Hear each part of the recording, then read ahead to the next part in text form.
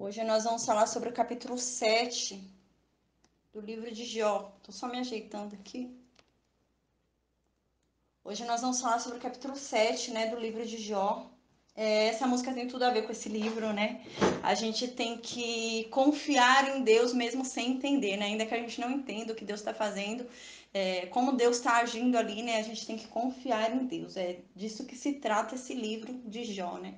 Então a gente lembra que no capítulo anterior, na aula de ontem, a gente começou a ver o desabafo ali de Jó, né? Jó começou a se defender daquelas acusações ali de Elifaz. Então agora ele continua no capítulo 7, ele continua falando um pouco com Elifaz e depois ele vai, muda e fala com Deus, né? Ele fala um pouco com Elifaz, depois no meio do caminho a gente vai ver que ele vai mudar, vai parar de falar com Elifaz e vai falar com Deus, né?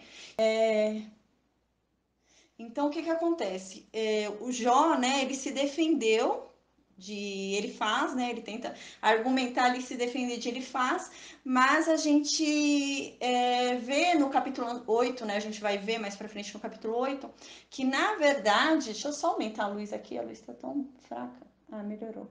A gente vê que no capítulo 8 entra o outro amigo de Jó, né, depois de tudo que Jó vai falar agora, de toda a revelação de Jó, de toda a simplicidade de Jó, tentando traduzir ainda mais, tentando se tornar mais claro ainda o sentimento dele, para que houvesse compaixão. A gente vai ver no capítulo 8, né, que vai vir falar um outro amigo agora, né?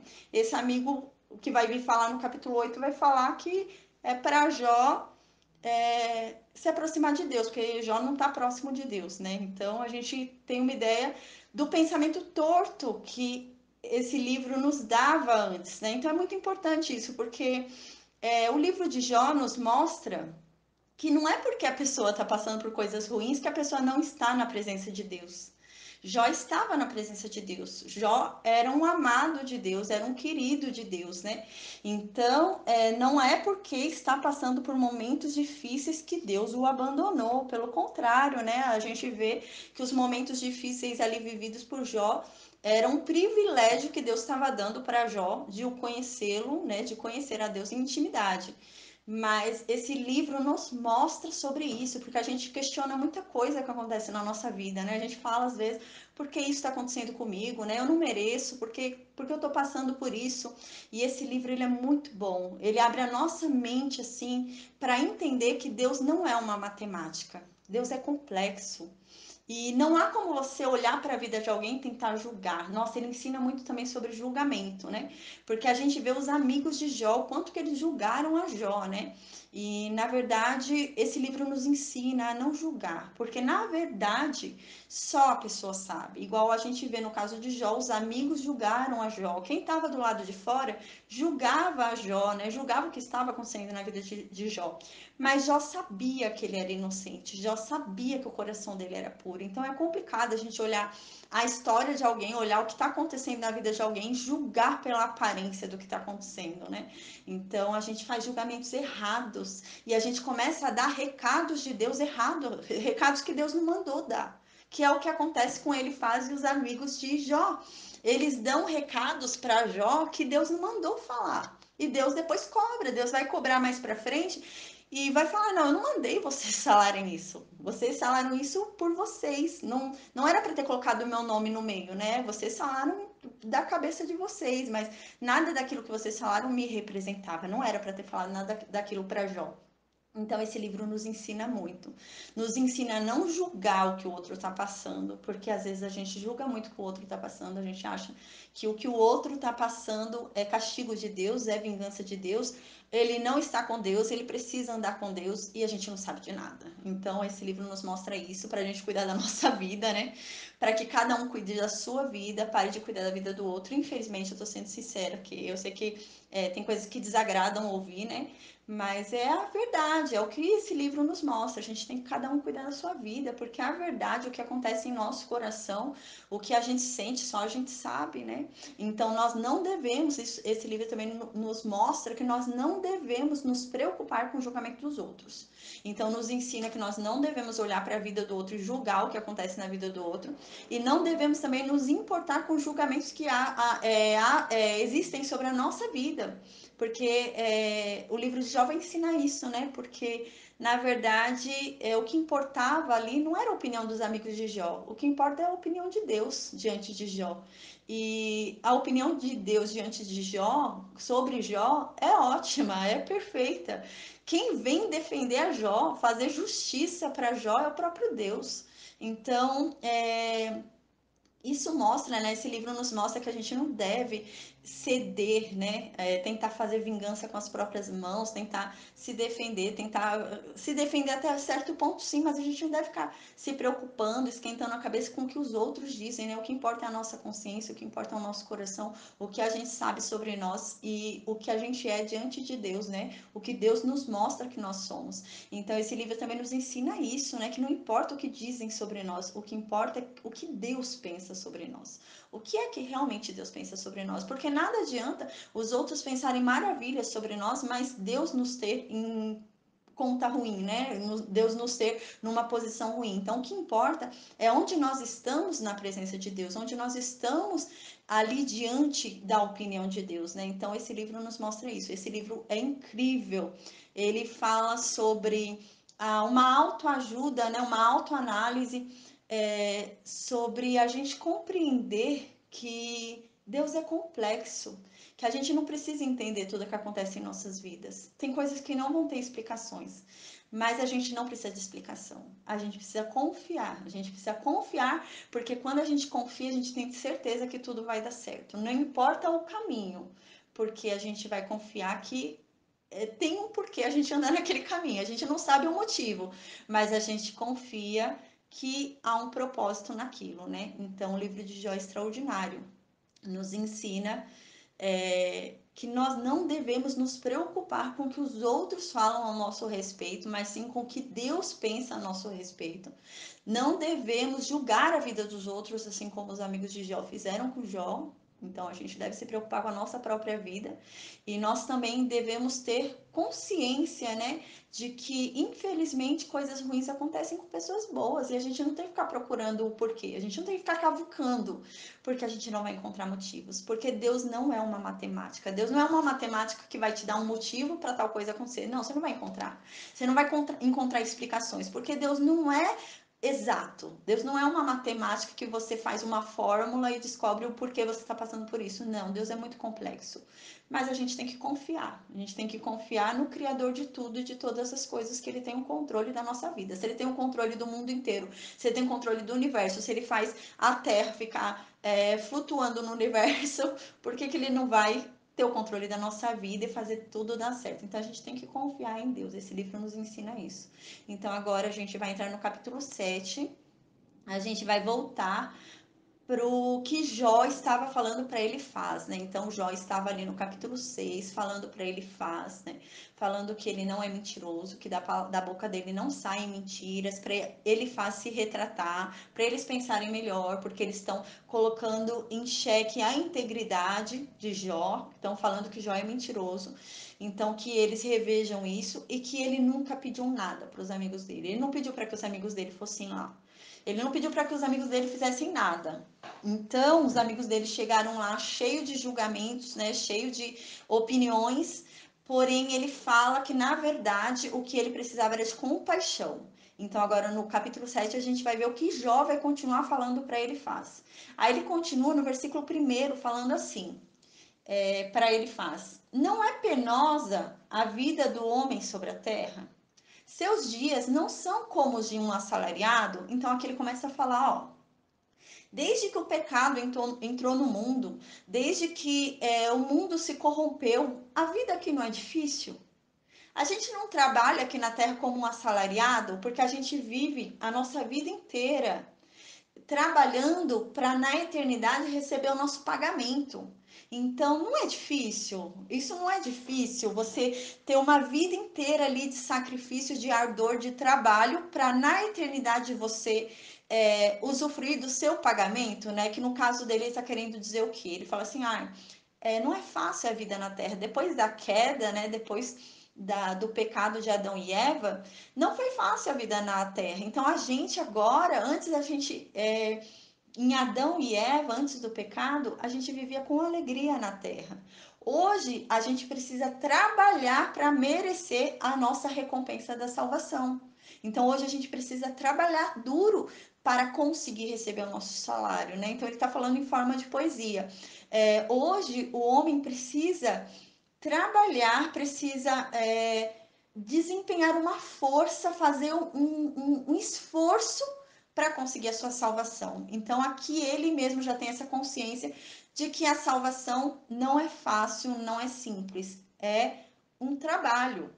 É um esforço. O homem tem que fazer um esforço para ser salvo. O homem tem que trabalhar para ser salvo. É aquela coisa, né? A porta é estreita, a porta não é larga. Então é difícil, não é fácil. Né? O que é fácil é se perder. Agora, a salvação não é fácil. Então, isso que ele fala assim, desde que Adão e Eva caíram, desde que Adão e Eva pecaram, tudo não ficou mais difícil pra gente? Ficou. Hoje em dia, o que são nossos dias de vida? Na verdade, nada mais são do que um trabalho que a gente faz a vida inteira para a gente receber o nosso pagamento na eternidade. Então, se eu trabalhar a minha vida inteira bem, na eternidade eu vou receber um pagamento bom. Mas se eu passar a minha vida inteira trabalhando mal, eu vou receber descontos no meu salário, eu vou receber um mau pagamento, porque vai ter tanto desconto que eu não vou sair devendo. Então é isso que ele fala. Ele fala assim, então, realmente, o que, que é a nossa vida na Terra? O que afinal são os nossos dias na Terra? Se não um trabalho exaustivo, cansativo, uma coisa que demanda um trabalho imenso para buscar o nosso pagamento na eternidade, a nossa salvação. Então ele está falando isso. Aí no versículo 2 ele continua: como o escravo que anseia pelas sombras do entardecer, ou como o assalariado que espera ansioso pelo pagamento, assim me deram por herança meses de desengano e noites de aflição me proporcionaram. Então ele fala, assim como aqui na nossa vida, né? Aqui hoje, olhando, você vê um escravo, quando o escravo trabalha, a coisa que ele mais quer é a hora do descanso.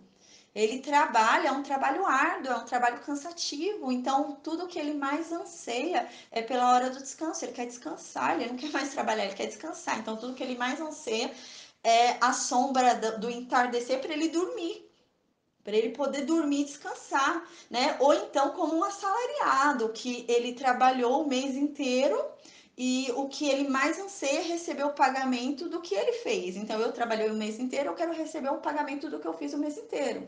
E ele fala então para ele: assim também me deram por herança meses de desengano e noites de aflição me proporcionaram. Ou seja, assim como eles anseiam pelo descanso deles, me deram como herança, eu não sou escravo, né? Eu não sou um assalariado ansioso por receber meu salário aqui na terra, mas me deram como herança, né, um tempo de desengano, um tempo de aflição. Então, por que eu também não posso ansiar por um descanso? Porque eu também não posso ansiar por um descanso para mim, né? Porque até então a gente lembra que ele estava falando que ele não tem que reclamar, ele não tem que pedir descanso, ele não tem que pedir para parar, ele tem que aguentar o que Deus deu e pronto, e não tem que pedir para morrer, né? E ele fala, por quê? Um escravo cansado anseia pelo fim do seu expediente para descansar, e um assalariado, quando ele terminou o serviço dele, ele acha que o serviço está completo, no final do mês ele quer receber o salário dele ali, porque eu não posso também achar que o meu tempo já foi, que eu já cumpri meu serviço na terra e eu quero receber meu salário, eu quero descansar. Então ele está falando isso. Aí no versículo 4, quando me deito, fico pensando, quanto vai demorar para eu me levantar? A noite se arrasta e eu fico me virando na cama até o amanhecer. Então, agora as noites dele começaram a ser longas, né? Não são noites prazerosas. Ele não deita e dorme, descansa. A noite dele, até o fato dele querer dormir, passou a ser uma tortura. Ele não tem descanso. É dia e noite, é a todo instante. A gente vai ver nesse capítulo que ele fala isso. Ele não tem mais descanso. Igual as pessoas deitam para dormir, para descansar. As pessoas falam, ah, não vejo a hora de eu dormir para esse dia acabar, né? Para eu descansar. Ele não tinha isso. O dia dele parece que não acabava. Ele ia dormir, ele não conseguia dormir, ele tinha pesadelos. A noite dele era pior do que o dia, então ele não descansava, ele não tinha repouso da alma dele, ele não tinha um tempo de paz. Então ele fala, quando ele vai deitar, a noite se arrasta, ele fica se virando de um lado para o outro, e o que antes era prazeroso, o que antes o homem fala, né? Ah, não vejo a hora de dormir para eu descansar, não vejo a hora de ter a minha noite de descanso. Para ele já não passou mais a ser um prazer, ele deita e fala, será que vai demorar para amanhecer para eu levantar logo? Eu preciso levantar logo. Então ele já não consegue mais descansar, ele já não consegue mais ter o prazer do descanso. Aí no versículo 5: meu corpo está coberto de vermes e de crostas terrosas, né? Tem algumas Bíblias que tem traduções que são um pouco diferentes, então a gente tem que ter cuidado com as traduções, né? Eu uso uma Bíblia que é uma tradução interlinear, então ela compara com o hebraico mesmo, porque às vezes a tradução pode modificar o que está escrito no texto, então é muito importante a gente ter uma comparação interlinear, que é comparar com o hebraico mesmo. Então, porque no hebraico tem muitas palavras, muitas línguas originam do hebraico, então existem muitas palavras no hebraico. Então, às vezes, a tradução foi colocada uma palavra, mas não era bem aquilo, né? Então, aqui fala, meu corpo está coberto de vermes e de crostas terrosas, né? Então, o que acontece? A gente lembra que no corpo de Jó haviam feridas abertas, né? Ele tinha ali no corpo feridas abertas. Essas feridas estavam acumulando já vermes. Por quê? Porque era uma carne podre. A carne de Jó estava podre já. Ele fedia. A Bíblia fala que ele fedia. Então ele fedia carne podre. Então já tinha vermes na. Nossa, dá até agonia de falar. Já tinha vermes na pele desse homem. Ele olhava para as feridas abertas e tinha vermes. E fala aqui que tinha crostas terrosas, ou seja, a gente lembra, né, como eu expliquei, nessa época não tinha asfalto. Então era terra, era areia. Então batia o vento, a areia subia. Então as feridas dele ficavam cheias de terra, ficava areia em cima da ferida. E aquelas areias que iam ficando, ia fazendo casca, casca de areia, de terra, e ficava cheio de terra. A gente lembra que ele pegava um caco de vidro, um caco de porcelana, e ficava cutucando para tirar essa terra em cima que ficava acumulando. Então aqui ele fala, olha, continua falando o que ele faz, né? Olha, meu corpo tá cheio de verme, eu tenho verme no meu corpo, a carne tá podre, tem verme em mim.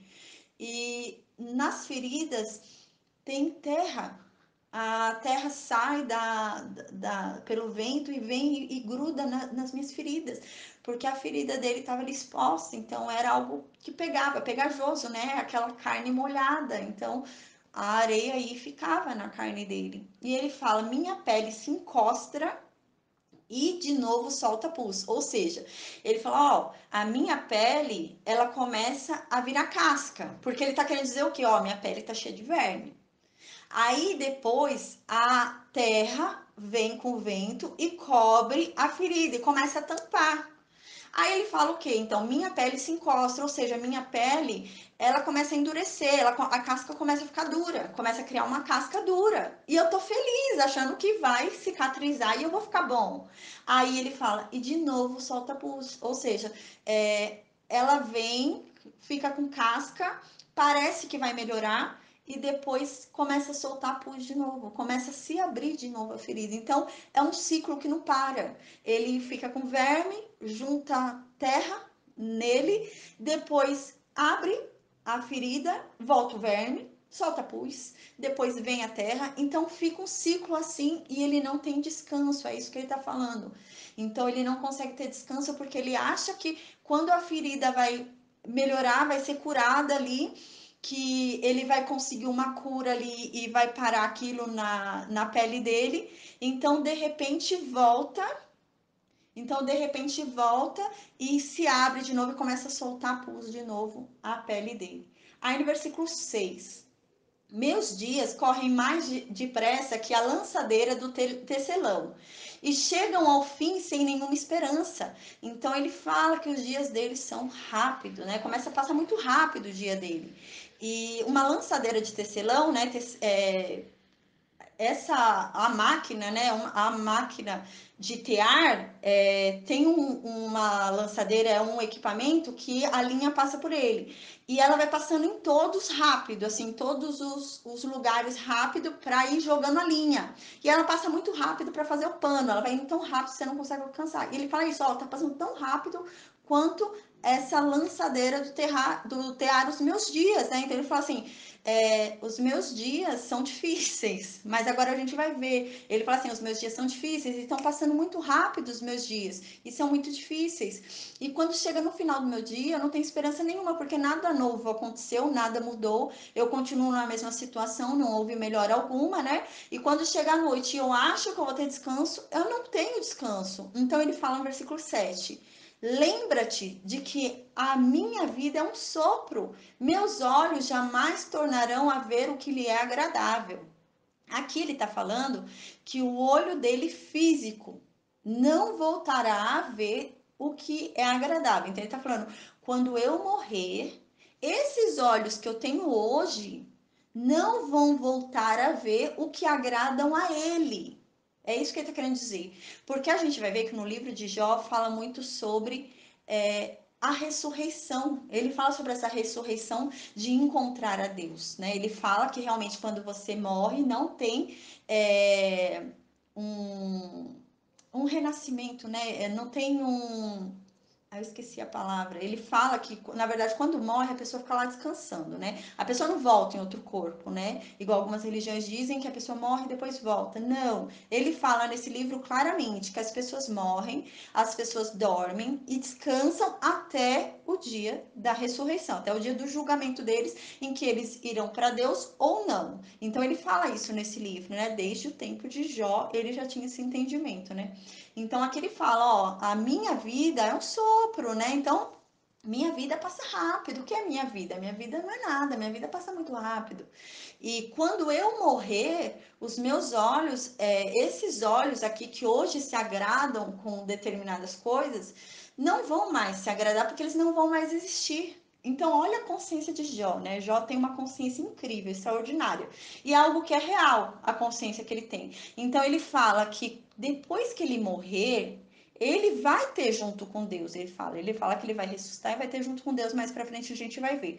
Só que ele fala que quando ele ressuscitar e for ter junto com Deus, ele não vai ter mais os olhos que ele tem hoje, ou seja, ele não vai ter mais a visão que ele tem hoje. Então, o que é agradável hoje aos olhos dele, da carne, não será mais na ressurreição dele. E é isso que ele tá falando aqui. Ele tá falando que esses olhos dele hoje, que olham e sentem alegria ao ver determinada coisa, não sentirão mais. Porque quando ele morrer, depois que ele ressuscitar, não serão mais esses olhos que ele vai ver. Não é por esses olhos que ele vai ver. Ele vai ter uma outra visão. Então, a lente dele de contato, a lente dele da visão será outra. Ele não vai ver por essa lente que nós vemos aqui. Então, hoje, o que é agradável aos nossos olhos carnais não vai ser aos nossos olhos espirituais, porque a gente vai ressuscitar, né, com outros olhos, a gente vai renascer com outros olhos, né, com o corpo incorruptível, com outros olhos, é isso que Jó fala. Então ele fala assim,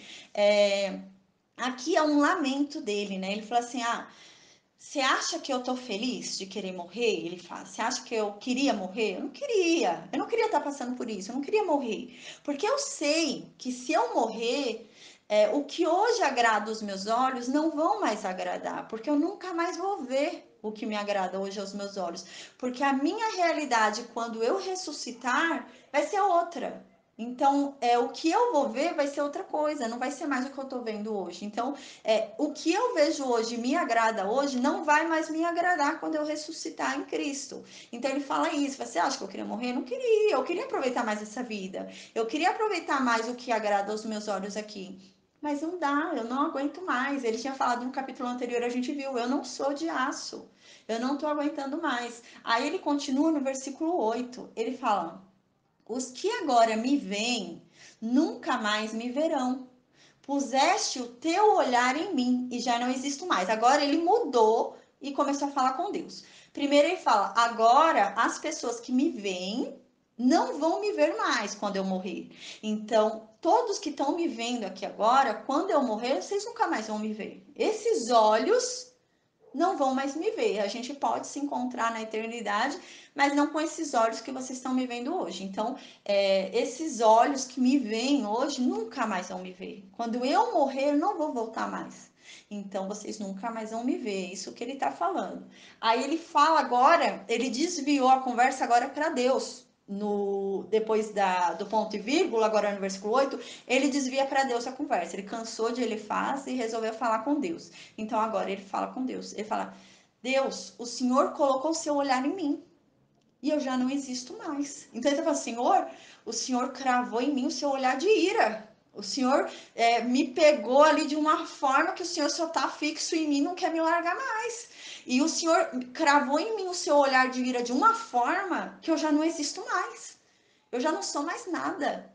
Eu já sou só pó, eu já estou morto, é só eu descer para a sepultura, mas o Senhor já me matou. Ele está falando, o Senhor cravou em mim os seus olhos de ira, né? Isso que ele está querendo dizer, porque a gente lembra que o livro de Jó é uma poesia, então a gente tem que tentar traduzir ele por meio da poesia. A gente tem que compreender que ele é uma poesia, então a gente tem que interpretá-lo como uma poesia. Então ele está falando aqui, Deus cravou o seu olhar de ira em mim, de tal forma que eu já não existo mais. Na verdade, morrer vai ser só uma formalidade do que já acontece. Eu já tô morto, é isso que ele tá falando. Eu já tô morto, ele faz. Você acha que eu tô vivo aqui? Eu já tô morto. É só Deus me mandar para sepultura, porque morto eu já tô. Ele cravou em mim o olhar dele de tal forma, a ira dele se acendeu contra mim de tal forma que eu já não existo mais. Eu já não tô mais aqui, eu só tô pedindo para que ele termine o trabalho dele e me deixe descansar. Aí no versículo 9, né, ele continua agora falando com Deus. Assim como a nuvem esvai-se e desaparece, assim quem desce à sepultura não volta mais, né? Então ele está falando assim, como a nuvem vai embora, né? E você não vê mais a mesma nuvem. Você olha para o céu, a nuvem foi embora, você não vai ver mais de novo, você não vai ver de novo a mesma nuvem que tinha sido formada. Então você vai ver outras nuvens, mas a mesma nuvem não é mais formada, é outra nuvem formada. Assim sou eu. Quando eu for embora, vocês não vão me ver mais, né? Então vocês não vão mais ficar falando de mim, vocês não vão me ver mais. Eu vou ter descanso. Então aqui ele não está falando que não haja uma ressurreição, porque a gente vai ver mais para frente que ele fala que tudo que ele anseia é encontrar a Deus, né? Ter o encontro dele com Deus e viver com Deus. Mas aqui ele está falando que essas pessoas que hoje olham para ele e estão fazendo ele se sentir mal, não vão mais ver ele. Então, ele vai desaparecer, essas pessoas nunca mais o verão, né? Essas pessoas vivas, né, não verão mais. Depois que ele morre, ele não vai voltar morto para falar com essas pessoas. Ele morreu, ele está descansando, esperando o julgamento dele. É isso que ele fala: morreu, morreu. Eu não vou aparecer morto para ninguém, né? Não tem isso de aparecer morto para ninguém. Eu morri, estou descansando ali. Eu já cumpri o meu salário na terra, né? Eu já cumpri o meu trabalho na terra. Agora eu descanso esperando o meu salário, que é na vinda de Jesus Cristo. É essa poesia que ele está falando, né? Ele fala: eu trabalhei minha vida inteira, foi um trabalho inteiro minha vida, aí eu durmo, o sono dos mortos, né? Então eu durmo até que haja o meu pagamento. Então ele trabalhou o tempo inteiro, dorme, descansa ali na morte, e depois, quando Jesus Cristo volta, ele é ressuscitado e ele recebe o salário dele. Aí ele recebe ou um pagamento bom, ou ele vai sair devendo, né, condenado. Então ele fala isso. Aí ele diz que no versículo 10: nunca mais voltará ao seu lar, a sua habitação não mais o conhecerá. Então aqui ele está falando no versículo 10 que aquele que morre nunca mais volta para o seu lar. Aquele que morre nunca mais a habitação dele o conhecerá. Então aqui ele está falando que aquele que morre não volta mais para o corpo Ele não vai voltar mais a ter uma habitação carnal. Ele morreu, ele não vai habitar em outro corpo. Ele não vai renascer em outro corpo. Ele morreu, morreu. Então ele vai estar lá descansando, esperando a ressurreição. Aí ele falou: ó, aquele que morre, ele não vai voltar para sua habitação. Então a habitação hoje é a carne dele, né? É a casa dele. Então ele não vai voltar mais para outro corpo. Morreu, morreu. Então ele não vai voltar para outro corpo. E ele fala também que a casa dele, o lar dele, ele não vai voltar para lá. Então ele vai realmente descansar. Ele está falando que, ó, quando eu morrer, é, é para mim algo bom pensar na morte, porque quando eu morrer, eu não vou voltar a sofrer na terra, porque a vida na terra para mim está sendo sofrimento. Então, quando eu morrer, eu não tenho a preocupação de voltar de novo em um corpo. Não, eu não vou voltar mais. Eu vou descansar. E eu não vou voltar mais para minha casa. Então, eu não vou voltar mais aqui para minha casa para ficar vendo minha mulher. Então, eu não vou voltar para ficar vendo ela falar mal de mim. É isso que ele tá falando, né? Então, eu vou descansar. Eu não vou ouvir o que os vivos vão ficar falando de mim. Eu vou descansar. Então, eu quero isso, descansar. Isso que ele tá falando. Aí, no versículo 11. Por isso não me calo, na aflição do meu espírito me desabafarei, na amargura da minha alma farei as minhas queixas. A gente lembra que no começo do capítulo 4, quando ele começa a falar com Jó, ele fala para Jó, que Jó tá reclamando muito, né? Então ele fala: ah, Jó, aceita. Você errou, você tá pecado, baixa aí, desce do pedestal, aceita que você é um pecador e para de reclamar. Quanto mais você reclama do que Deus está fazendo com você, mais está se acendendo a ira de Deus contra você. Então para de reclamar de Deus e aceita o que Deus está fazendo na tua vida. Então agora ele está falando para ele, fala: eu vou falar sim, eu vou continuar me queixando sim, me deixa quieto que eu vou continuar desabafando sim. Aí ele fala aqui no versículo 11, por isso eu não me calo. Por isso que eu vou continuar falando sim, eu vou continuar me queixando sim, eu vou continuar reclamando sim, porque eu quero descansar, eu tô cansado, tá difícil, eu não tô aguentando mais, eu quero descanso, eu vou continuar falando sim, eu vou continuar me queixando sim, eu vou continuar reclamando sim, vou continuar desabafando sim. Aí ele fala, na aflição do meu espírito me desabafarei. Ele fala assim, eu vou reclamar sim, porque o meu espírito tá aflito. Eu tô reclamando não é porque eu tô feliz, não, eu tô reclamando porque eu tô descontente. Eu estou reclamando porque o meu espírito não encontra paz. Eu estou reclamando, eu estou desabafando porque eu não tenho paz. O meu espírito não está em paz, meu espírito está doente, minha alma está doente, eu estou doente, eu não vou parar de falar, eu vou continuar falando. Aí ele fala que na amargura da minha alma farei as minhas queixas, né? Eu vou continuar falando sim, vou continuar desabafando sim, e eu vou falar segundo tá a amargura da minha alma. Eu tô envenenado, eu tô colhendo coisas muito ruins. E você quer que eu fale coisas boas? Eu tô falando sobre o que eu tô vivendo, eu tô falando sobre o que eu tô sentindo. Você quer que eu passe por tudo que eu tô passando sorrindo? Eu tô expressando o que tá acontecendo dentro de mim e eu vou continuar falando, desabafando o que está acontecendo na minha alma. E eu não vou desabafar que minha alma tá alegre se minha alma tá triste. Eu vou desabafar o que tá acontecendo na minha alma e eu vou falar mesmo. Eu não quero nem saber. Então ele fala isso, mas ele não está reclamando contra Deus, desabafando em forma de contrariar a Deus, né? Mas ele desabafa no sentido de pedir a Deus que antecipe o sofrimento dele, né? Que acabe de uma vez com o sofrimento dele. Ele não ousa falar com Deus sobre a inocência dele. A gente repara isso. A gente vê que ele apenas fala: Deus, tá bom. Se o senhor quer que isso aconteça na minha vida, eu aceito, tá bom, tudo bem, mas só acelera o processo, porque tá difícil, eu não tô aguentando mais. Se for para me levar, me leva logo. Eu já não aguento mais, tá muito difícil. É só isso que ele tá falando. Ele está desabafando e ele fala: eu vou continuar desabafando segundo a amargura que está na minha alma, eu vou continuar desabafando segundo o peso que está nas minhas costas. Então, como que eu vou falar coisas boas se eu estou vivendo coisas ruins? Eu vou falar do que eu estou vivendo. Vocês vieram aqui para me ajudar, vieram aqui para me prestar consolo e eu desabafo e vocês não aguentam o que eu estou desabafando. Vocês querem que eu desabafe sobre o quê? Vocês querem que eu dê ensinamento? Eu vou ensinar o que se eu estou aqui amargurado, se eu estou aqui aflito, se eu estou aqui que eu não consigo eu mesmo me dar um bom conselho mais. Minha mente está perturbada, minha alma está perturbada. Quem precisa de conselho aqui sou eu. Eu não consigo dar ensinamento para ninguém aqui, gente.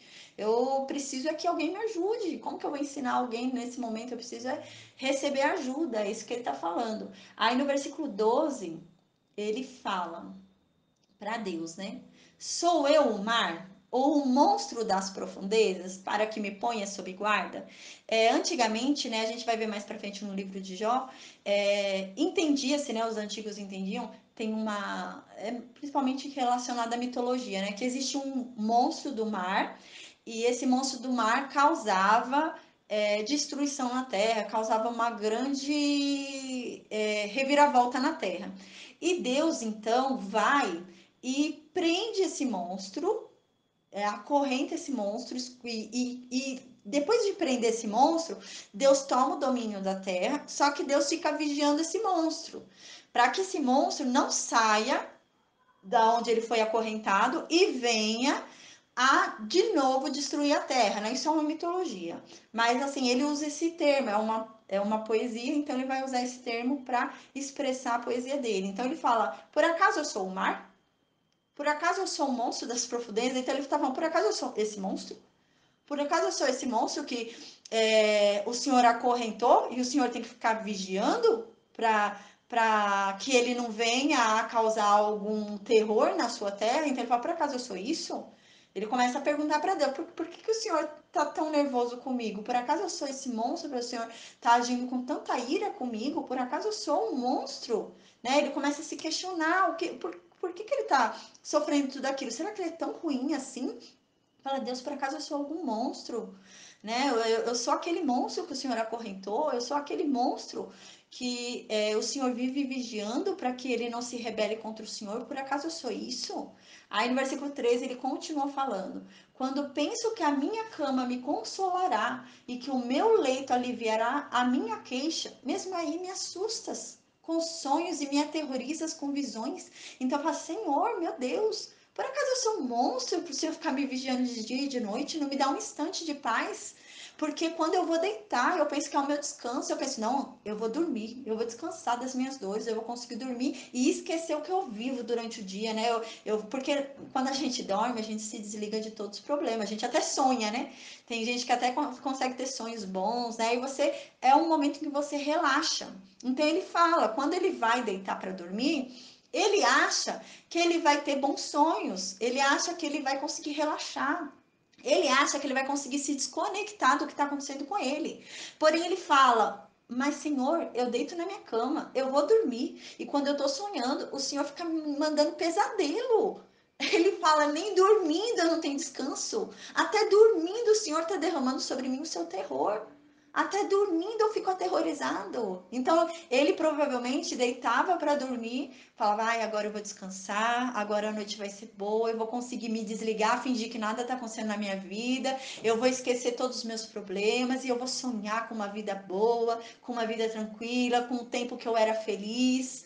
Aí só que ele deita e vai dormir, e pelo jeito ele tem pesadelos aterrorizantes. Não são pesadelos bobos, pelo que ele fala, porque ele vai falar que ele preferia a morte.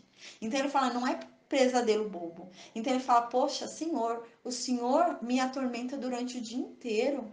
Por causa das dores que eu sinto, por causa dessas feridas, por causa das pessoas me julgando. Eu sou aterrorizado o dia inteiro. Aí quando eu vou deitar, quando eu vou dormir, eu acho que eu vou poder me desligar de tudo isso que eu tô vivendo e descansar. E o Senhor, à noite, no meu sonho, me aterroriza também. O Senhor, durante a noite, no meu sonho, vem me mandar pesadelo, o Senhor vem me perturbar.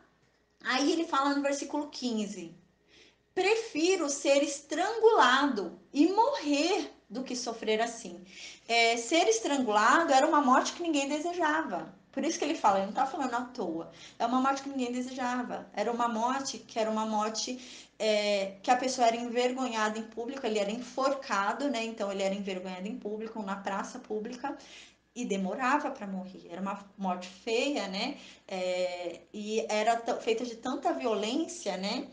Que alguns casos o olho ia para fora, entendeu? Ficava uma situação feia ali. Então, era uma morte feia e era uma morte que demorava, a pessoa ficava se debatendo e demorava para morrer. E com o impacto ali da queda, tudo às vezes acontecia, do olho cair, alguma coisa assim. Então não era uma morte que alguém desejasse, mas ele fala: eu preferia morrer assim do que estar passando pelo que eu estou passando, Senhor. Eu preferia, já que é para me envergonhar, que o Senhor tivesse me colocado numa praça pública e tivesse me estrangulado, me enforcado. Eu preferia ter morrido assim logo do que estar passando tudo que eu estou passando. É pior o que eu estou passando do que ser morto dessa forma. Então, era algo que não se desejava. Mas ele está falando que até isso, que não é desejável, que não é bom, ele preferia do que está passando pelo que está passando. Aí no versículo 16: sinto desprezo pela minha vida.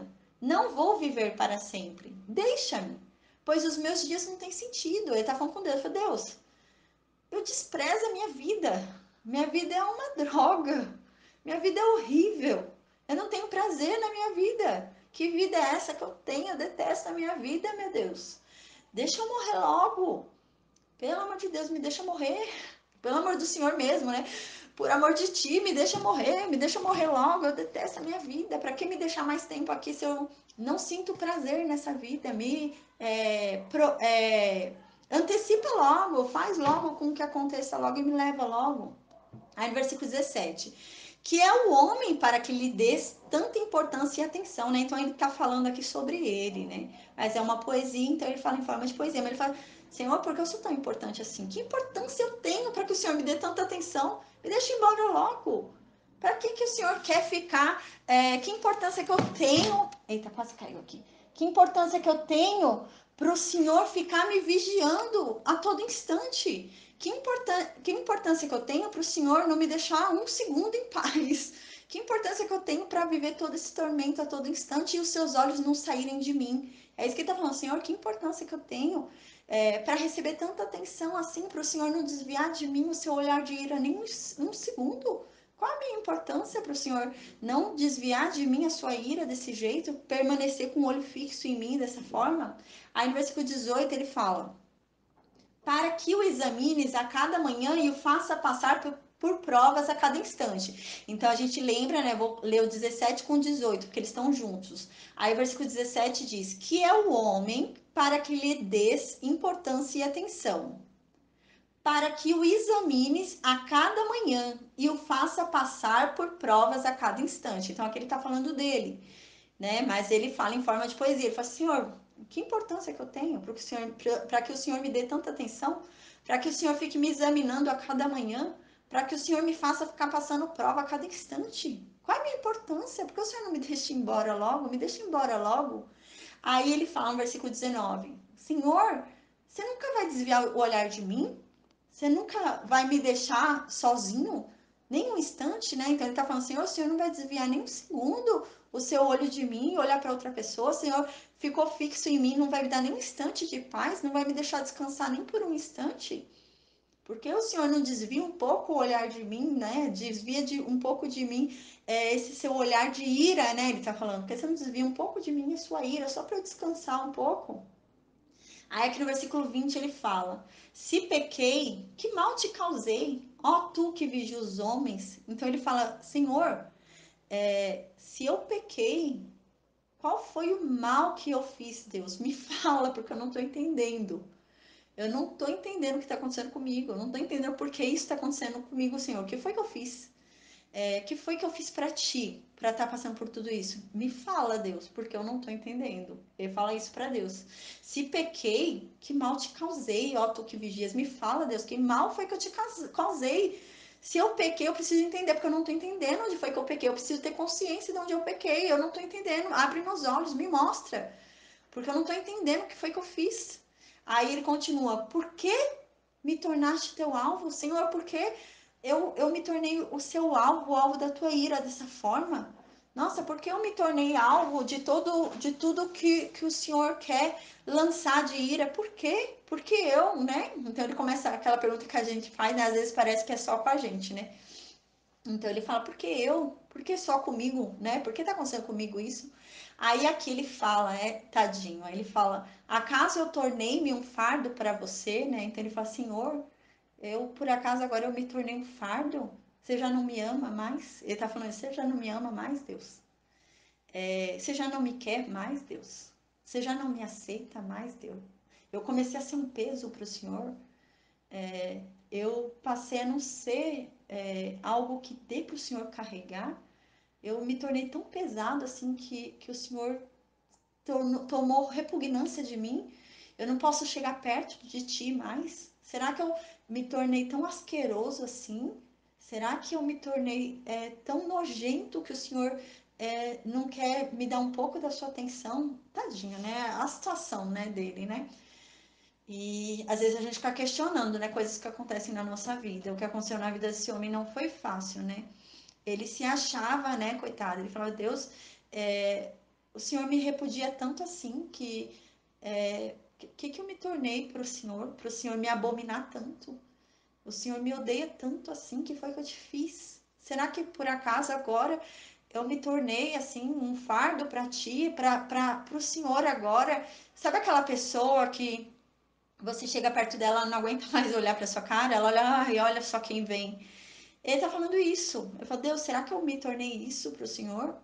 Quando eu vou conversar com o Senhor, quando eu vou te pedir ajuda, quando eu vou orar para o Senhor, será que eu me tornei isso? Será que quando eu oro para o Senhor, eu vou falar com o Senhor fala, ai, lá vem esse de novo, esse chato, né? Então ele fala sim, coitado. E não tem nada a ver, né? Mas a cabeça dele estava muito confusa, muito confusa. E ele não tinha um apoio, né? Os amigos dele não o apoiaram, coitado. E ele estava confuso. Ele por si só, ele não tinha sabedoria para se aconselhar, porque tudo que ele conhecia tinha desmoronado.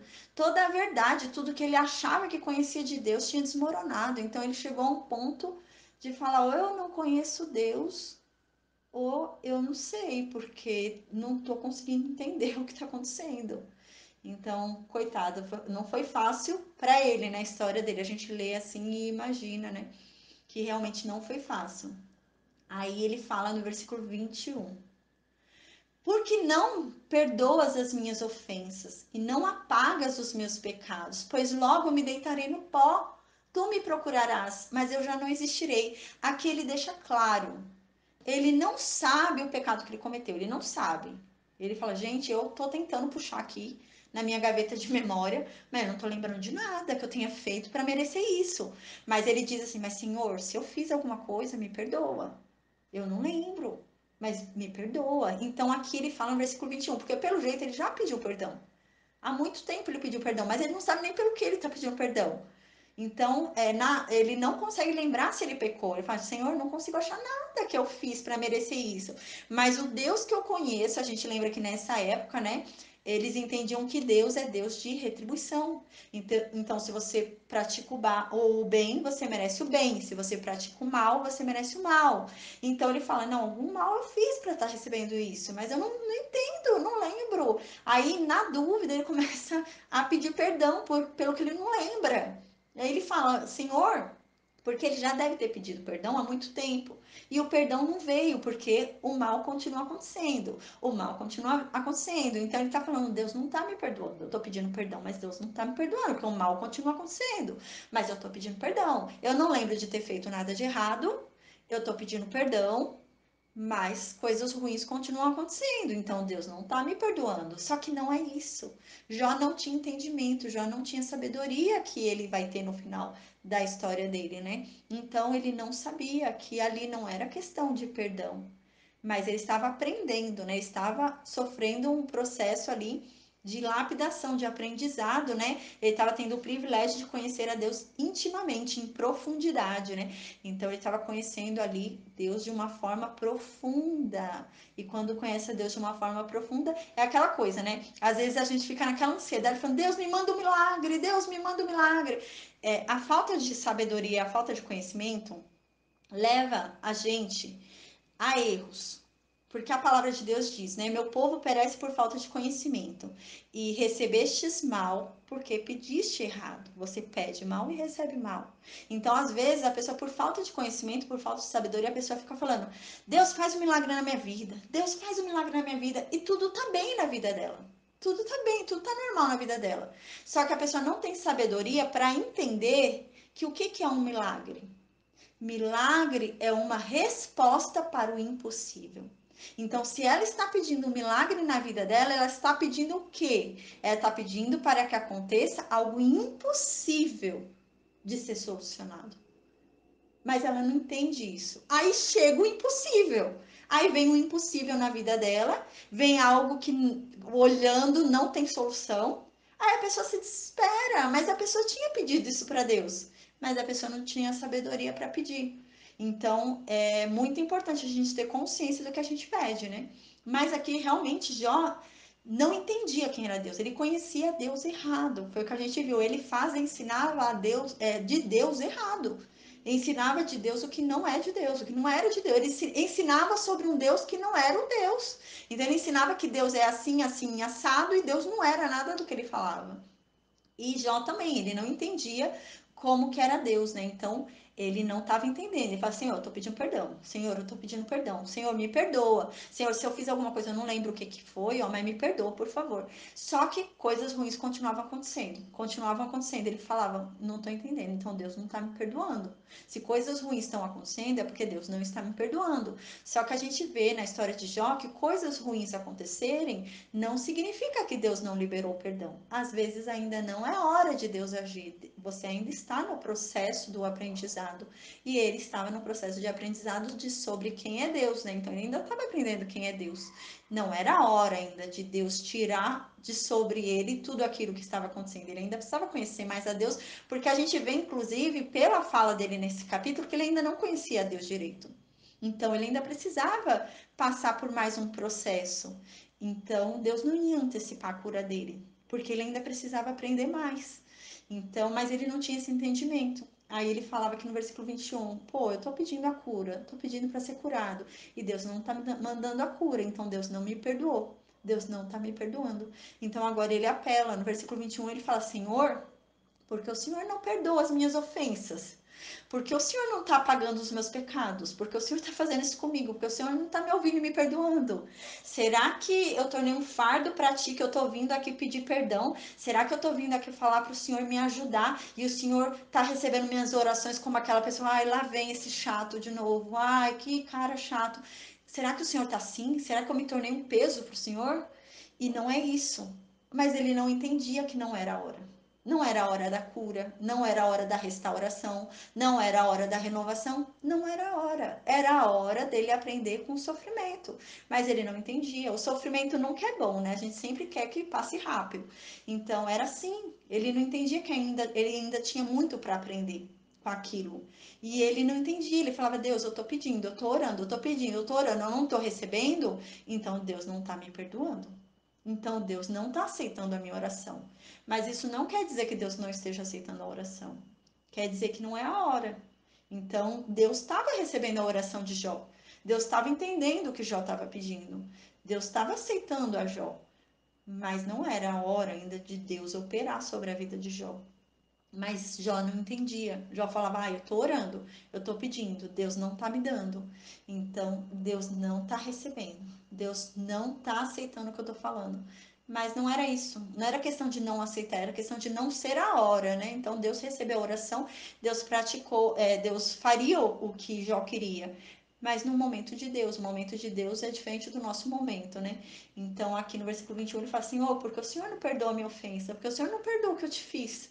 Porque o Senhor não apaga o meu pecado, o Senhor apaga o pecado de todo mundo. Quando ele fala isso, olha a sabedoria de Jó, né? Ele entendia que quando Deus perdoa a ponto de apagar o pecado. Então, Deus perdoa a ponto de esquecer o que você fez de errado. Então, aquela coisa, né, da pessoa que se converteu e foi perdoada, e veio uma vozinha no ouvido, fala: você não merece. Você era tal, tal coisa. Você lembra o que você fez antes? Você lembra quem você era? Isso não é a voz de Deus, porque Deus esquece os nossos pecados. Então, tudo que foi feito, Deus esqueceu. Então, ele fala: Senhor, porque o Senhor não perdoa a minha ofensa, porque o Senhor não esquece o meu pecado, porque o Senhor continua lembrando do meu pecado para me fazer sofrer desse jeito. Porque se eu continuo sofrendo, é porque o Senhor não perdoa o meu pecado e porque o Senhor não apagou o meu pecado, não esqueceu o meu pecado. O Senhor continua lembrando dele, o Senhor está ali com uma ira tremenda contra mim. Mas não era isso, né? E ele continua ainda falando: pois logo eu vou me deitar no pó, o Senhor vai me procurar e eu já não vou existir. Aqui ele tá querendo dizer o quê? Que lindo. O Jó fala assim: Senhor, porque o Senhor não me perdoa, porque o Senhor não perdoa as minhas ofensas, porque o Senhor não apaga os meus pecados, porque daqui a pouco eu vou morrer. Depois que eu morrer vai ser tarde demais, o Senhor não vai poder me perdoar mais. Me perdoa enquanto eu tô vivo, Deus. Ele tá falando isso para Deus. Olha que incrível, né? Então Jó fala: Senhor, me perdoa enquanto eu tô vivo, enquanto é possível me perdoar, porque depois que eu morrer, não vai adiantar teu perdão. Eu preciso ser perdoado em vida, me perdoa, Pai. Então ele tá pedindo isso para Deus, né? Mas ele não tinha entendimento. Ele não tinha a sabedoria de que, na verdade, Deus não tinha que perdoá-lo, né? Era um processo ali de que ele tinha que passar realmente por aquilo, então não tinha como antecipar o final daquilo, porque ele ainda não estava pronto, ele estava maduro, né? Ele tava que nem aquela fruta que tá verde, você não pode arrancar do pé, senão você vai comer e vai passar mal, porque a fruta não estava preparada, não estava pronta. Então ele tinha que esperar ali, ficar ali na árvore ainda, né? Ele tava, por exemplo, como o bolo que a gente faz, põe no forno e tem o tempo de assar. Se você abrir o forno antes da hora, o bolo murcha e não sai bom, você não vai conseguir comer. Então tem o tempo do preparo e ele estava nesse tempo do preparo e ele não entendia, porque para Jó, Deus era um Deus de retribuição. Então, para Jó, Deus era um Deus que tinha que responder instantaneamente. Então, para Jó, Deus era um Deus que ele ora hoje e amanhã já tem que estar a mudança. E a Bíblia ensina isso, que não é assim. Nem sempre, né, a gente vai orar hoje e vai receber a resposta hoje, né? Mas não quer dizer que Deus não ouviu. Quer dizer que não é a hora, mas não quer dizer que Deus não ouviu o nosso coração. Mas não é a hora ainda de Deus dar a sua resposta. Porque a gente ainda tem algo a aprender ali. Então a gente tem que procurar antecipar nossa lição, né? Então, se a gente tem algo a aprender, vamos tentar aprender logo com aquilo para a gente antecipar, porque Deus é um pai. A gente lembra, como a gente viu ontem, Deus é um pai. Então, o pai trabalha como com seu filho? Por lições. Então ele vai dar lições para os filhos dele. Se ele deu uma lição simples e o filho entendeu de uma forma simples, ele parou a lição, já entendeu? Já chegou onde eu queria, tá bom. Se o filho não está entendendo, a lição vai aumentando o grau para o filho entender. Não, você tem que entender, você tem que entender a lição. E aqui Jó ainda não tinha entendido, né? Porque Jó e os amigos dele não conheciam a Deus intimamente. Eles conheciam a Deus pelo que os outros falavam, pelo que eles ouviam falar sobre Deus. Mas agora Jó está conhecendo a Deus de verdade. Quem é Deus? Né? Então é diferente. Então Jó está tendo uma visão diferente aqui sobre Deus, mas Jó ainda tem muito que aprender. Jó ainda não está pronto. Jó ainda está falando sobre coisas que não tem a ver com Deus. Ele ainda não entende direito quem é Deus. Então a gente vê uma crescente de Jó no livro dele, e com o passar do tempo, até o discurso dele vai mudando sobre Deus. Ele vai mudando o discurso dele sobre Deus com o passar do tempo, mas ele vem aprendendo quem é Deus. Então, hoje a gente vai finalizar aqui.